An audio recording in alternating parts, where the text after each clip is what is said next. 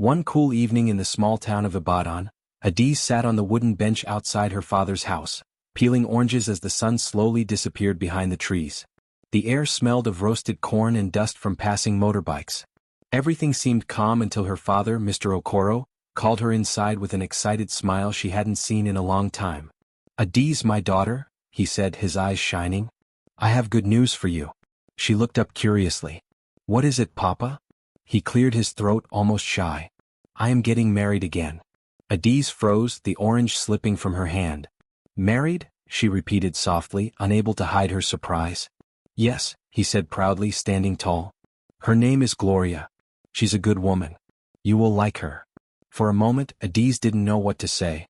Since her mother's death 2 years ago, their home had been quiet and lonely. She often prayed that her father would smile again, but now that he finally did, something about it didn't feel right. She tried to smile. "That's good news, Papa. When will I meet her?" "Soon," he said warmly. "She will visit us tomorrow. I want you to welcome her with open arms. She's special to me." Adiz nodded, but her heart felt heavy. That night she couldn't sleep. She stared at the ceiling, listening to the chirping of crickets outside. Her father's words kept echoing in her mind. Getting married again. When morning came, the house was full of excitement. Mr. Okoro cleaned the sitting room himself, humming cheerfully. He even asked Adiz to wear her best dress. "She must see how well I've raised you," he said proudly. By noon, Gloria arrived. She stepped out of a shiny car, wearing a long yellow dress that sparkled under the sunlight. Her smile was bright, her voice soft and sweet. "You must be Adiz," she said, opening her arms. Adiz bowed politely. "Good afternoon, Ma." Gloria hugged her quickly, then turned to Mr. Okoro. "Your daughter is so beautiful," she said sweetly. But when her eyes met Adiz's again, the warmth disappeared. Her smile looked perfect, but her eyes were cold, like someone hiding something behind a curtain. Everyone in town talked about Gloria after that day. They said she was perfect, kind, polite, and generous. She gave gifts to neighbors, helped at church, and always spoke softly. People called her the angel who healed Mr. Okoro's heart. But Adiz didn't see an angel. She saw a woman who smiled too much and asked too many questions. Gloria always wanted to know things about their money, about the land Mr. Okoro owned, about every small detail of their family. Once, Adiz heard her asking, "So, you have no brothers or sisters? It's just you and your father?" When Adiz nodded, Gloria's smile widened strangely. "That's lovely," she said, though her tone didn't sound lovely at all. As weeks passed, Adiz tried to accept her father's happiness. She helped with wedding plans, followed him to the tailor, and even smiled when people congratulated them. But deep down, a quiet worry grew inside her. Sometimes she caught Gloria watching her when she thought no one noticed, not with kindness but with something sharp in her gaze. One evening, Adiz found her father and Gloria laughing together in the garden. Gloria leaned close, whispering something in his ear, and he threw his head back in laughter. Adiz stood at the door, unseen, watching. She wanted to be happy for him, but her chest felt tight. After Gloria left that night, Adiz went to her father. "Papa," she said carefully, "are you sure about this woman?" He frowned slightly. "Why would you ask that?" "I don't know, she seems." He interrupted, his voice firm. "Adiz, I have made my decision. Gloria is a good woman. You will see it too in time." Adiz bit her lip and said nothing. She didn't want to argue. But that night, she prayed silently, "God, if something is wrong, please show me before it's too late." The next few days passed quickly. Gloria started visiting more often, bringing food and gifts. She told everyone how lucky she was to have found a man like Mr. Okoro. But every time she looked at Adiz, her expression changed, cold, almost jealous. One Sunday after church, a friend whispered to Adiz, "Your father is so lucky. Gloria is beautiful and kind. You must love her." Adiz forced a smile. "Yes, she's nice," she said, but her heart told a different story. Later that day, Gloria came to their house again, pretending to help with chores. She offered to cook dinner, but when Adiz entered the kitchen, she saw Gloria quickly hide her phone behind her back. "What are you doing?" Adiz asked. Gloria smiled. "Oh, nothing, dear. Just checking a recipe." But Adiz had seen the screen. It was a photo of a man. Gloria locked her phone and continued cooking, humming softly as if nothing had happened. That night, Adiz told her father, "Papa, I don't think Gloria is who she says she is." He looked tired. "Adiz, please stop. I know you miss your mother, but Gloria is not trying to replace her. She makes me happy. Isn't that what matters? Adiz wanted to argue, but his words broke her heart. She nodded quietly and left. The next morning she stood outside watching Gloria's car disappear down the road. Something deep inside her whispered again, a quiet warning she couldn't ignore. She didn't understand why she felt so uneasy. Gloria had never done anything openly wrong, but every smile, every word, seemed carefully planned. Adiz began to notice small things, Gloria's quick glances at her father's wallet, the way she avoided talking about her past, and how she changed the topic whenever someone asked where she lived before. The more Adiz observed, the stronger her doubt grew. One evening she saw Gloria standing outside the gate, talking to someone in the shadows. Adiz hid behind a tree and listened. "I told you to be patient," Gloria whispered. "Once we're married, everything will be easier." The man's voice was low. "I hope you're not lying to me again, Gloria." Adiz's heart jumped. Who is that man? Before she could move, Gloria turned around sharply, as if she felt someone watching. Adiz quickly stepped back, her heart racing. She didn't sleep that night. The next day she told her friend Ao what she heard. "Are you sure?" Ao asked, surprised. "Yes," Adiz said quietly. "I think she's hiding something." Ao frowned. "Be careful, Adiz. Maybe she's not as perfect as she looks." Adiz nodded. She didn't know what she would find, but she knew she had to find out. That evening she looked at her father sitting happily on the porch, humming and smiling at the thought of his wedding. She felt torn between protecting him and not hurting his joy. "Papa," she whispered softly to herself, "I hope I'm wrong about her." But her heart, heavy and uneasy, told her she wasn't wrong at all. And somewhere deep inside, Adiz already knew, Gloria's perfect smile was hiding something dark. The weeks before the wedding were full of activity. Tailors came in and out, decorations were ordered, and guests began sending their gifts ahead of time. Mr. Okoro was the happiest man in the neighborhood. He couldn't stop smiling whenever he talked about Gloria. Adiz, on the other hand, carried a silent storm inside her heart. Something about Gloria still didn't feel right.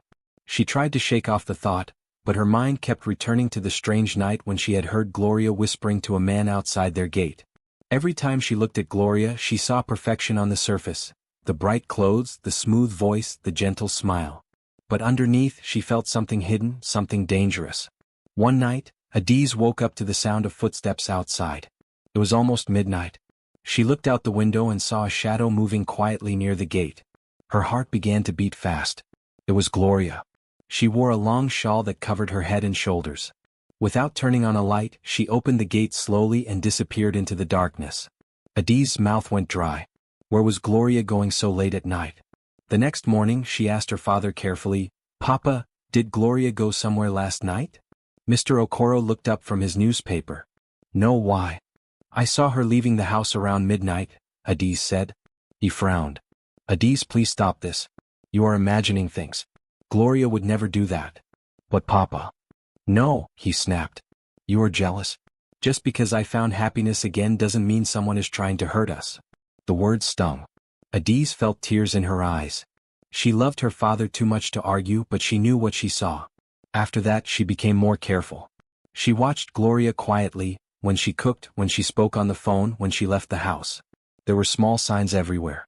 Gloria sometimes smiled to herself when no one was watching. She hid her phone whenever someone entered the room. One afternoon, Adiz went to buy vegetables at the market. As she was walking past the stalls, she heard a voice behind one of the shops. It was Gloria's. She was arguing with someone. "You promised me," the man hissed. "Keep your voice down." Gloria snapped. "Do you want people to hear?" Adiz's heart stopped. She peeked from behind a pile of baskets. The man was tall, wearing a dark shirt. His face looked hard and tired. "You think I'll wait forever?" the man said. "You told me this would be done by now." "I told you to trust me," Gloria replied. "After the wedding, everything will belong to me, to us. Just be patient." Adiz gasped softly and covered her mouth. Everything will belong to her? Before she could move, a woman selling cassava shouted, "Adiz! Are you buying or just watching?" Gloria turned her head sharply, but Adiz quickly ducked behind the stall. When she looked again, Gloria was gone. That night, Adiz's mind couldn't rest. The same man, the same secret. Something dark was going on, and her father refused to see it. She decided she needed proof. The next time Gloria left the house, Adiz followed her. It was late and the streets were almost empty. Gloria walked fast, her heels clicking on the road. She stopped by a small car and got in. Adiz hid behind a tree waiting. The car drove off, and Adiz ran to the roadside to catch a motorcycle. "Follow that car," she told the driver. They rode for nearly an hour, past farms and quiet villages, until they reached another town. The car stopped near a small restaurant.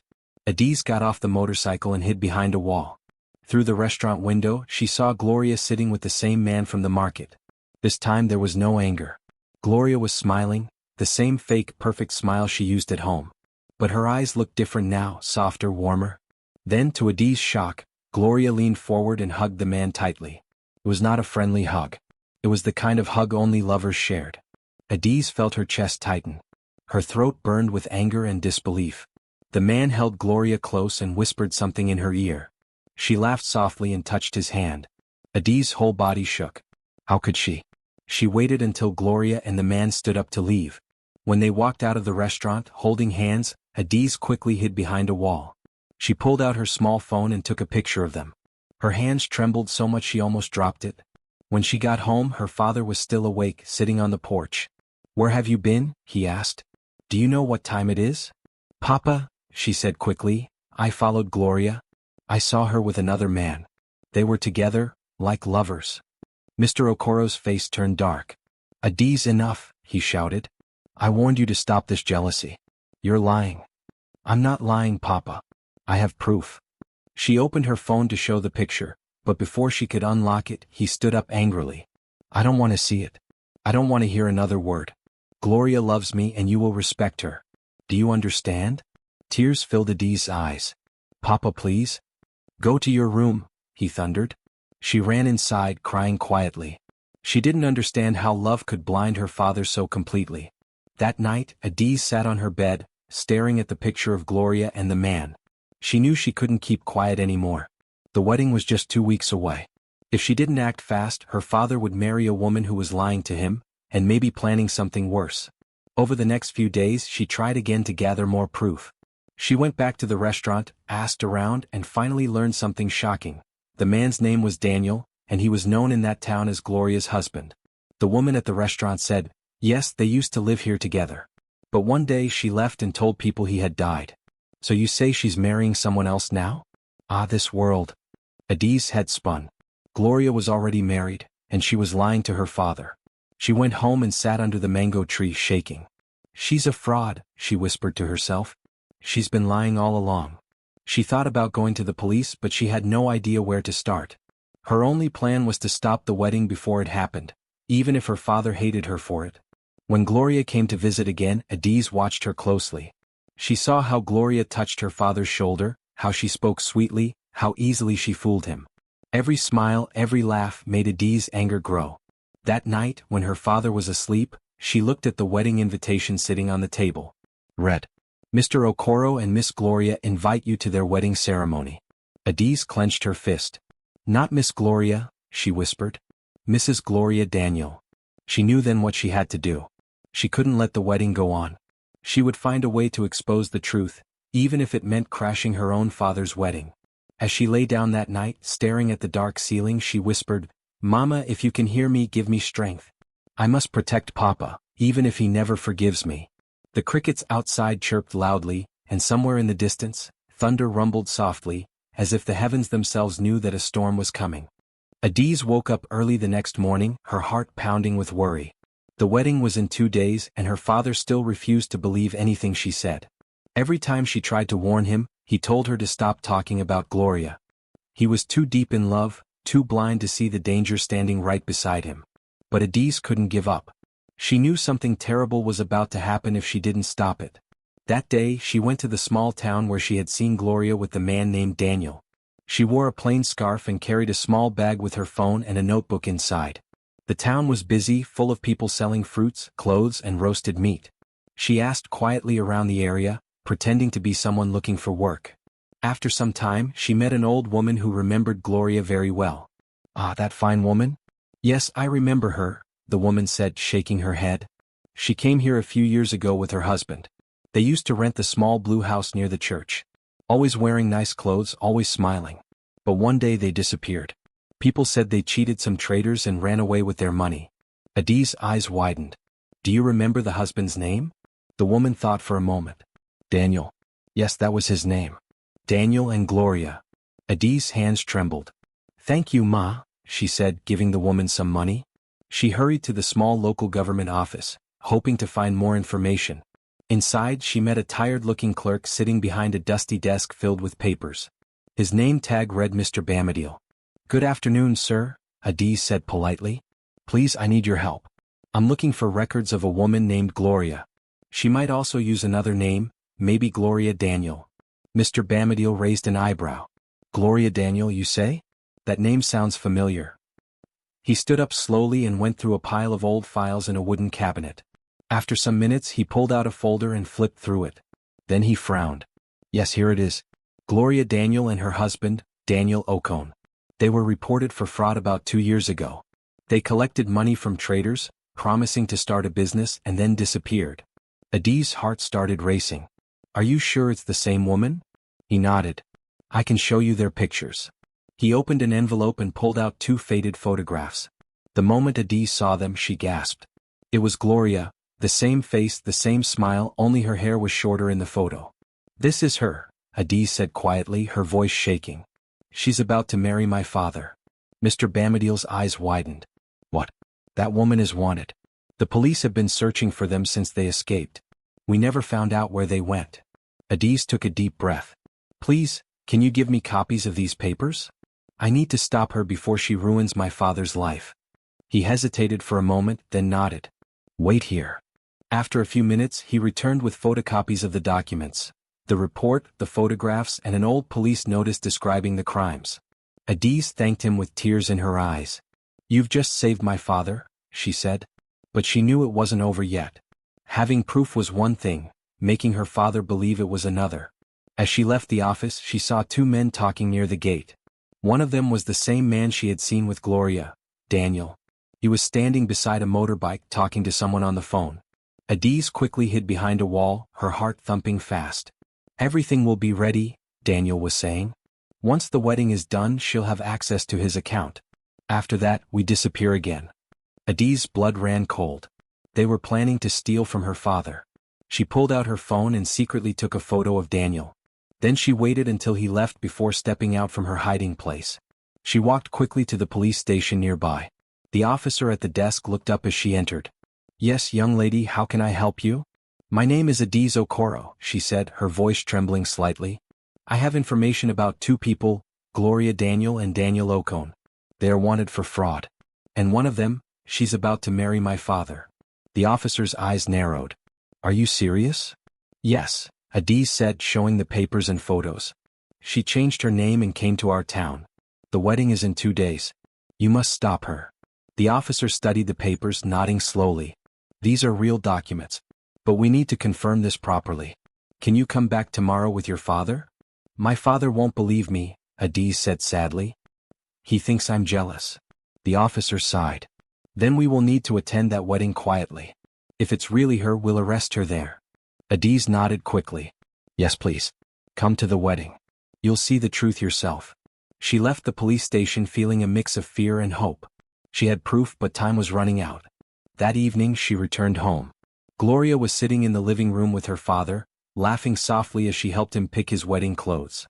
Adiz paused at the door watching them. She held her bag tightly, knowing inside it was the evidence that could destroy Gloria's lies. Gloria noticed her and smiled sweetly. Ah, Adiz, come and see how handsome your father will look. Aren't you happy for us? Adiz forced a small smile. Yes, Ma, she said quietly, hiding the anger boiling inside her. When her father went to take a phone call, Gloria turned to Adiz. Her eyes changed, the sweetness vanished. You look tired, dear. Is something bothering you? She asked coldly. Adiz met her gaze without fear. No, Ma. I'm just watching carefully. Gloria tilted her head slightly, studying her. Good. Keep watching. Then she smiled again, but her smile felt dangerous. That night, Adiz couldn't sleep. She sat by her window, staring at the moonlight. She had all the proof she needed, but she feared something might go wrong. What if Gloria found out she had been digging into her past? The next morning, Adiz took copies of the documents and hid them in a safe place. She gave one set to her friend Ao. If anything happens to me, she said, take these to the police? Ao looked at her with worry. Are you sure you want to go through with this? I have no choice, Adiz said firmly. She's dangerous and my father is blind to it. I have to stop her. The whole town was talking about the wedding now. Guests were arriving, food was being cooked, and decorations filled the compound. Mr. Okoro was full of joy, while Gloria walked around giving orders like a queen. She looked perfect, but to Adiz her beauty felt like a mask hiding poison. Later that day, Adiz overheard Gloria talking on the phone again, her voice low and urgent. After the wedding, make sure the car is ready. We can't waste time. Adiz knew what that meant. They were planning to run away after taking her father's money. She went outside and sat under the mango tree again, holding the papers tightly. Tomorrow, she whispered to herself. Tomorrow everything will be over. Her hands shook as she imagined what she was about to do. She wasn't just going to stop the wedding. She was going to crash it, in front of everyone, and expose Gloria's secret life. If it worked, her father would be saved. If it failed, she would lose him forever. But she couldn't let fear stop her. She took a deep breath and looked up at the sky. Mama, she whispered softly, watch over me. Tomorrow I fight for our family. And in the quiet of the night, Adiz prepared herself for the storm that was about to come. The wedding day finally arrived. The sun was bright, the air filled with laughter, drums, and the smell of food. The church hall was decorated beautifully, white ribbons, flowers, and golden lights everywhere.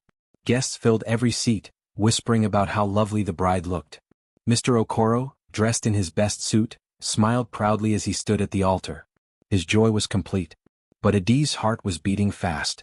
She stood quietly at the back of the hall, her hands shaking as she held a small brown envelope, the one that contained the truth. Inside were the documents, the photos, and the police report she had gathered. Her chest felt tight, but she kept reminding herself, I must do this. I must protect Papa.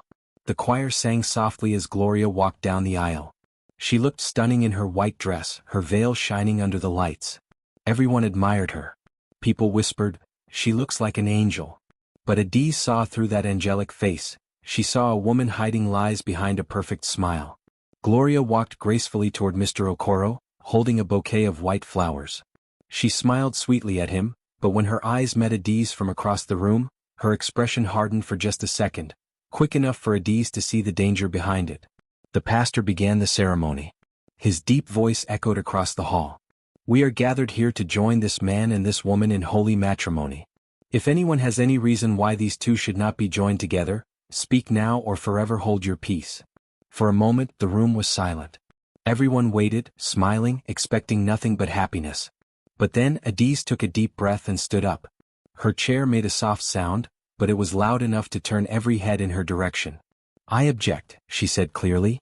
The hall went silent. The music stopped. Every guest turned to look at her. Mr. Okoro's face froze. Adiz, he said in disbelief. What are you doing? Gloria's smile disappeared completely. She turned slowly toward Adiz, her eyes dark with anger. This woman, Adiz said loudly, her voice trembling but firm, is lying. She is already married to another man, and they are wanted by the police. Gasps filled the hall. The pastor blinked in shock. My child, this is a wedding. You cannot. I can and I must, Adiz said, stepping forward. Because my father deserves to know the truth before it's too late. She walked down the aisle, the sound of her footsteps echoing in the silent room. When she reached the front, she pulled out the documents from her envelope and held them up for everyone to see. These are the records, she said. Her real name is Gloria Daniel. She and this man, Daniel Okon, worked together to cheat people in another town. They stole money and ran away. I have the reports and their photos. She handed the papers to the pastor, who looked shocked as he read through them. The guests began whispering loudly, some standing from their seats to see better. Mr. Okoro shook his head slowly, confusion and pain crossing his face. Adiz, what are you saying? That can't be true. It is true, Papa, Adiz said with tears in her eyes. I have proof. She was never honest with you. Gloria's hands trembled, but she forced a laugh. This is ridiculous, she said quickly. She's lying because she doesn't want her father to be happy. She made all this up. But before anyone could respond, a loud voice came from the entrance. Nobody move. Everyone turned toward the door. 2 police officers were standing there, followed by a tall man in a dark shirt. Adiz's heart pounded as she recognized him. Daniel, the same man she had seen with Gloria. The guests gasped again. The police walked forward, holding papers. "We are here for Gloria Daniel and Daniel Ocone," one of them said. "You are both wanted for fraud and theft." Gloria's face turned pale. "No, no, it's not what it looks like," she cried. But Daniel stepped forward, looking tired and angry. "It's over, Gloria," he said coldly. "You promised we would run away after the wedding. You lied to me too." The hall broke into noise, people shouting, murmuring, others gasping in disbelief. Mr. Okoro stood frozen, unable to move. His world seemed to crash around him. He looked at Gloria with tears in his eyes. "Is this true?" he whispered. "You used me?" Gloria tried to grab his hand. "No, please listen to me." He pulled away sharply. "Don't touch me." At that moment, the police stepped forward. "Gloria Daniel, you are under arrest." Gloria panicked. She dropped her bouquet and tried to run toward the back door, but the officers were faster. One of them caught her by the arm. She screamed, "Let me go. This is a mistake." The guests watched in shock as she struggled, her veil falling off and her makeup smudging. The perfect, gentle bride was gone, replaced by the real Gloria, desperate and angry. "Please," she cried. "You don't understand." But the officers ignored her. They handcuffed her beside Daniel. Adiz stood quietly, tears in her eyes. She had wanted to protect her father, but she hadn't imagined it would happen like this, in front of everyone. The pastor slowly stepped back, shaking his head. The choir members whispered to one another. Some guests began leaving quietly, too shocked to stay. Mr. Okoro stood there for a long time, staring at Gloria as the police led her away. His face showed pain and disbelief. The woman he had loved, the one he thought was his second chance at happiness, had been lying all along. When the hall finally grew quiet again, Adiz walked to her father. "Papa," she said softly, her voice shaking, "I'm sorry. I didn't want to hurt you, but I had to show you the truth." For a moment he said nothing. Then slowly he looked at her, his eyes full of sadness but also gratitude. He reached out and held her hand. "You saved me," he said quietly. "I didn't see what you saw. I was blind." Tears rolled down Adiz's cheeks. "I only did what Mama would have done," she whispered. Mr. Okoro pulled her into a hug, holding her tightly. "Thank you, my daughter," he said. "You were brave." The hall was quiet again now. The music had stopped, the decorations no longer mattered. The wedding that was supposed to bring joy had turned into a lesson, a painful but necessary one. Outside, the police car drove away, taking Gloria and Daniel with them. Some of the guests murmured softly, shaking their heads. "Who would have thought," they said. "Such a beautiful woman, such a dangerous heart." Adiz stood beside her father, watching the car disappear. She felt both relief and sadness. Her father's heart was broken, but at least he was safe. As they walked out of the church together, the wind blew softly, carrying away the sound of the drums that had once played for celebration. Mr. Okoro looked at his daughter and said quietly, "You have your mother's courage." Adiz smiled weakly. "I just wanted to protect you, Papa." He nodded slowly. "And you did." The sun was setting now, painting the sky in soft orange and gold. For the first time in weeks, Adiz felt peace in her heart. The danger was gone. The truth was out. And even though the wedding ended in tears, she knew she had done the right thing. Sometimes love can blind the eyes, but truth, no matter how painful, always sets people free. The news of the ruined wedding spread through the whole town like wildfire. Everyone was talking about what had happened, how a young woman had stood up in the middle of her father's wedding and exposed the bride's terrible secret. Some said Adiz was too bold.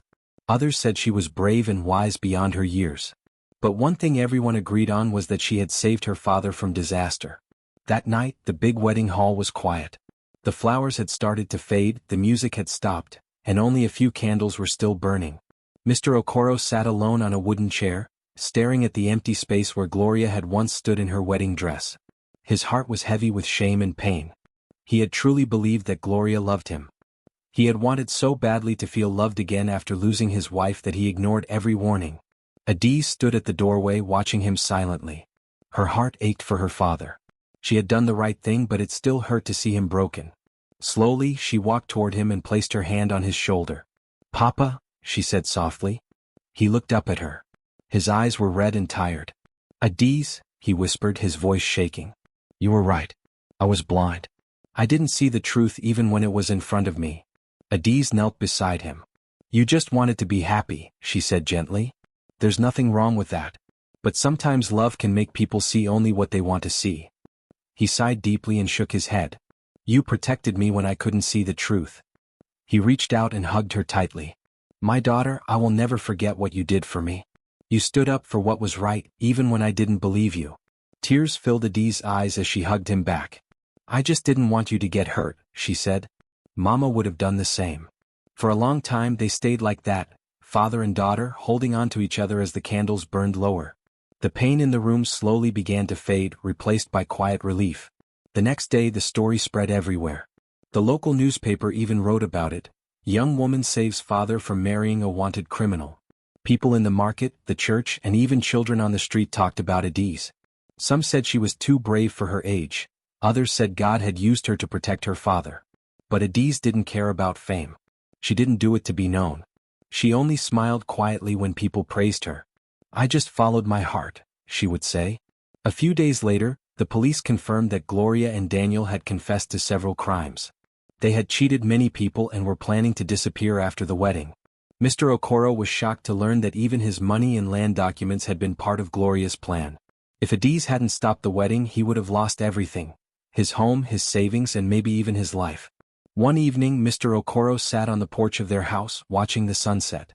Adiz brought him a cup of tea and sat beside him. The sky was painted orange and pink, and birds flew across the horizon. For the first time in many weeks the air felt calm.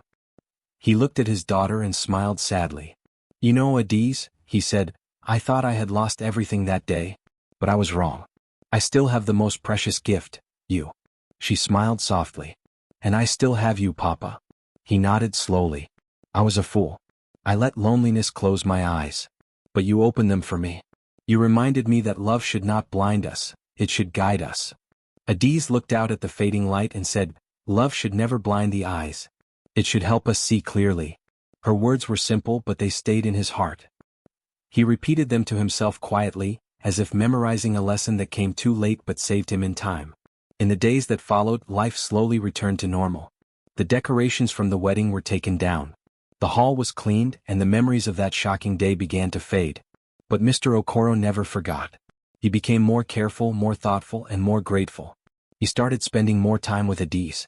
They cooked together, laughed together, and visited her late mother's grave every Sunday. Sometimes he would tell her stories about when she was little, and other times they would sit in silence, just enjoying each other's company. One afternoon, a woman from the town newspaper visited them. She wanted to interview Adiz for a special article. People say you are the bravest girl in town, the reporter said with a smile. How did you find the courage to stand up on your father's wedding day? Adiz smiled politely and said, courage is not about shouting or fighting. It's about doing what's right, even when your heart is shaking. The reporter nodded, touched by her words. And what would you tell others who might be afraid to speak the truth? Adiz thought for a moment. Then she said softly, truth may hurt for a moment, but lies hurt forever. It's better to face pain once than live with regret. Her words were printed in the newspaper the next day, and everyone admired her even more. Some parents told their daughters to learn from her. Others said she had saved not only her father but also her family's honor.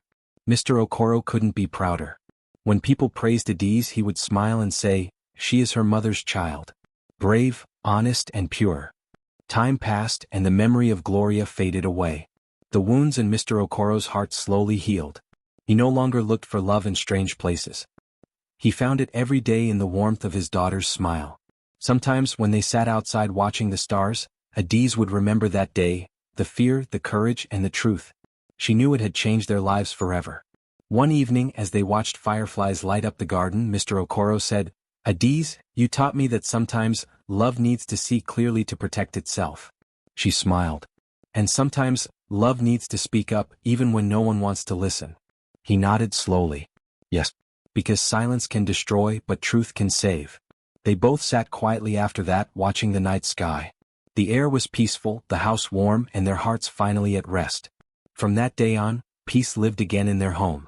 Laughter filled the rooms, and the sadness that once shadowed their days disappeared. Mr. Okoro often said to his neighbors, my daughter opened my eyes when I was blind.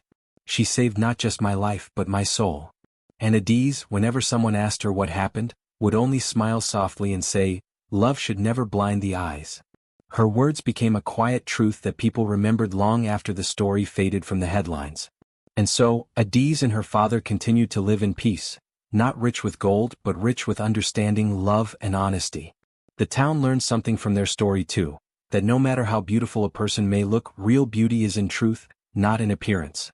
As the days turned into months and months into years, Adiz grew into a wise young woman. Her father always said she was his greatest blessing, the light that showed him the truth when the world went dark. And every night before they went to sleep, Adiz whispered a prayer of thanks, for courage, for love, and for the truth that saved them both. The end.